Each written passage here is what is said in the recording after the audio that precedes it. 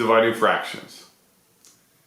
If you're here, you probably need help with either dividing fractions and or the mixed numbers. So what we're going to do in this video is we're going to look at some different tips and tricks, also some little strategies and a bunch of examples of how you can solve dividing fractions and mixed numbers. All that's coming up next right here on the Land of Math.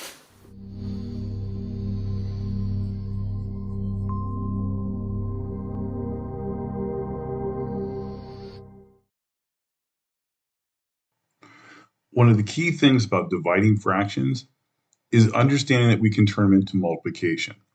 So let's look at a real simple problem here. So let's look at 6 divided by 2. Now we know that's 3.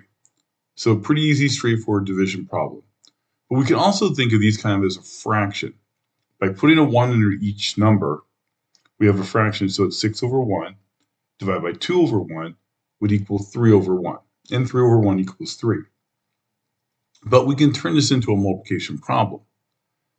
If we keep the 6 over 1, but we turn our division problem into multiplication, and then we take our 2 over 1 and we kind of flip it or turn it into 1/2, 1 over 2, when we multiply this across, we get 6 over 2.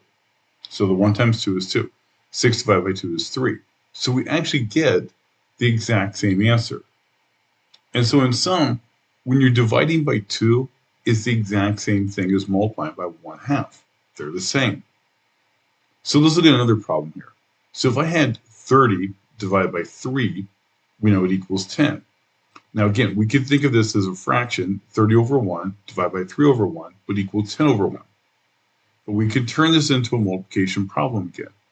So we leave that 30 over 1. We turn the 3 over 1 into 1/3. When we multiply, we get 30 over 3, which was simplified to 10. So once again, these two are the same. So now we have this problem here, 2/7 divided by 3/4. Now a lot of times people are like, well, why don't you just divide straight across? The problem is sometimes it's all not nice and easy.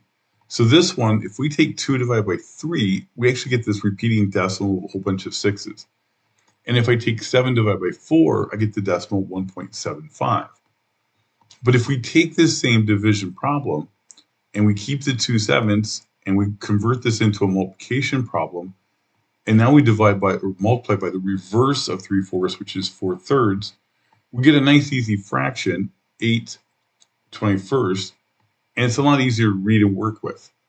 Now, a lot of times you'll hear your teacher say the following: keep, change, flip. And so basically what they're saying is the first fraction, we're just going to leave it the way it is. The second thing we're going to do is we're going to change the sign from division to multiplication. And then the next thing we're going to do is we're going to flip the fraction. In other words, what we're going to do is we're actually finding the reciprocal of the fraction. And so all these problems right here, here's some examples of us converting these into multiplication problems. Notice I don't mess with the 3/4. It becomes multiplication, and I find the reverse of 9/10, which is 10/9. Multiply across, we get 30/36, and this is going to simplify down to 5/6. The next one, 5/8 divided by 2/3. We keep the 5/8 the way it is. We're going to multiply it, but instead of multiplying by 2/3, it's going to be actually 3 over 2.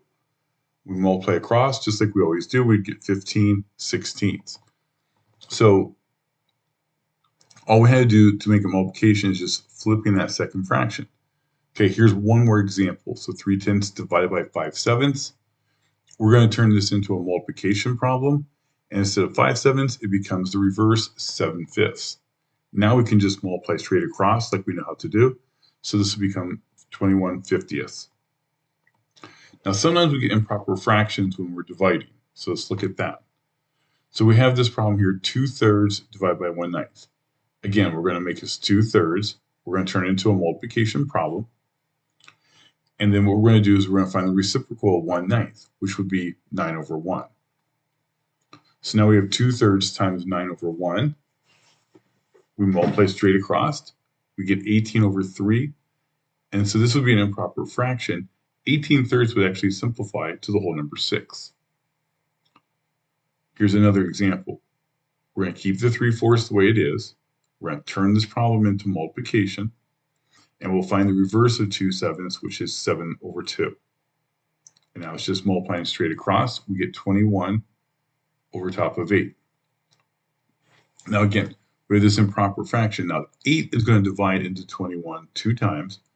We have a remainder of 5, so we put that on top, and we keep our denominator of 8. Okay, here's another example. The 7/9 would just stay the way it is. We're going to turn this into a multiplication problem, and we're going to find the reverse or the reciprocal of 3/8, which is 8/3.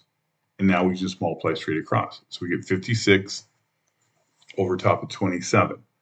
Now 27 times 2 is 54. So 27 is going to go in here 2 times. We're going to have a total of 2 left over, so we put that on top. And so we have 2 and 2 27ths. Another one here, 3 sevenths, we keep it, turn it to multiplication. The reciprocal is 10 over 1. We just multiply straight across, we get 30 over 7. 7 is going to go into 30 4 times, which would be 28. We're going to have 2 as a remainder and just put that on the top. Now, dividing mixed numbers. So the first step here is we're going to have to turn these into improper fractions. So the 3 and 2/3 becomes 11/3. And then we still have right now the division sign, and we make the 1 1/4 5/4. Now, just like in the last problems we were doing, we're going to turn this into multiplication, and now we'll go ahead and find the reciprocal of 5/4, which is 4/5. And we just multiply across. So we get 44 15ths. 15 would go into 44 2 times, and then we have 14 left over, so it's 14 15ths. So almost 3. Okay, same thing here. First step is we're going to make these improper fractions. So the 5 and 4/5 becomes 29 fifths. The 2 and 14 15ths becomes 44 15ths.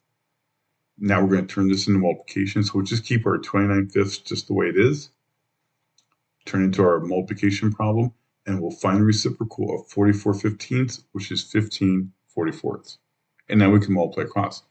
Now, one thing that's sometimes helpful is we can look diagonal and cross simplify. So in this problem, number 5 would go into both 5 and 15. So we can simplify those. The 5 can become a 1 and a 15 a 3. Now it becomes a lot easier. So 44 goes into 87 one time. There's 43 left over. So our answer is 1 and 43 44ths. So here we go with another one. Change them to improper. So we have 11 over 2 times, and because this is a fraction, we just go ahead and turn it into multiplication and make it 8/3. We're cross simplifying here. So we make the 2 a 1, the 8 a 4. So now it's 44 over 3. 3 is going to go into 44 14 times. There's 2 left over. So we just put that on top and make it 14 and 2/3.